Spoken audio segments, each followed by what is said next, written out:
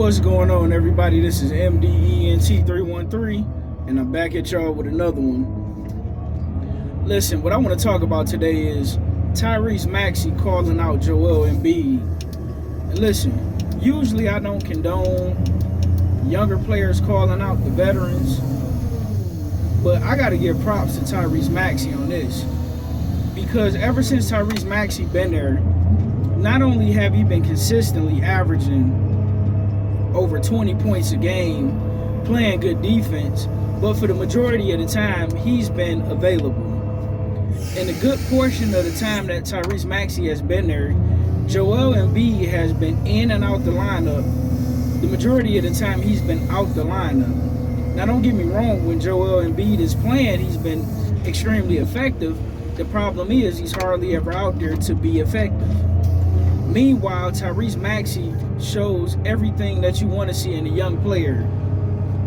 I hate to say this, but it kind of reminds me almost of the Kobe Bryant, Shaquille O'Neal ordeal when Kobe Bryant was just this young, hungry, super young, up-and-coming superstar player who, he was just a hard worker. He was a grinder. He wasn't just talented, but he put the game above everything else. And his work ethic showed you that he put the game above everything else. Whereas Shaquille O'Neal, at the time, he was a 3-time MVP. Quite naturally, he was a 3-time champion. And this was heading toward the breakup with Kobe and Shaq, where Kobe Bryant felt like Shaq wasn't working out and he wasn't as dedicated and disciplined to the game as he could have been and as he should have been. Now, at that particular time, just like now with Joel Embiid and Tyrese Maxey, where Joel Embiid is the established superstar and, Tyrese Maxey is the sidekick. Now, both guys can be great without the other one, but if you can get both guys on the same page, why not have them together?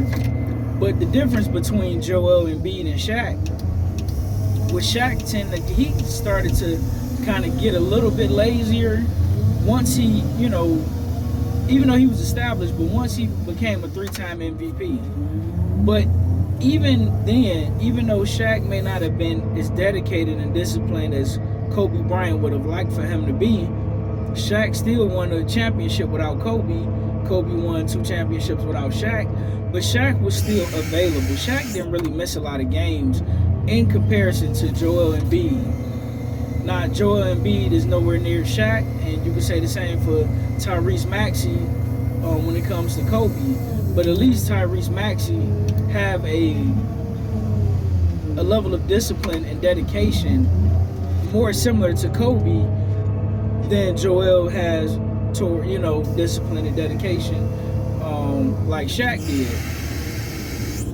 With Shaq, it was a stretch where Shaq was the best player in the NBA. He had a good maybe 4 to 5 year run where it was no doubt he was non-negotiable, the best player in the game. Nobody will ever mistake Joel Embiid as a top 5 player in the game. I mean, talent, yeah, but as far as when you think about, who's the best player in the game? Joel Embiid would not even be the first 5 people you bring up. I mean, you would bring up LeBron, you would bring up Steph, Tatum just won. You might bring up the Joker, you might bring up Luka.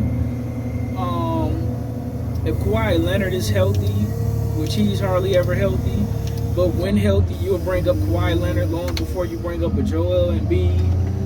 It's a laundry list of people you will bring up. But when even Shaq, a non-disciplined Shaq, was still one of the better players in the game. So, man, I just want to congratulate Tyrese Maxey. I hope he stay on the same trajectory.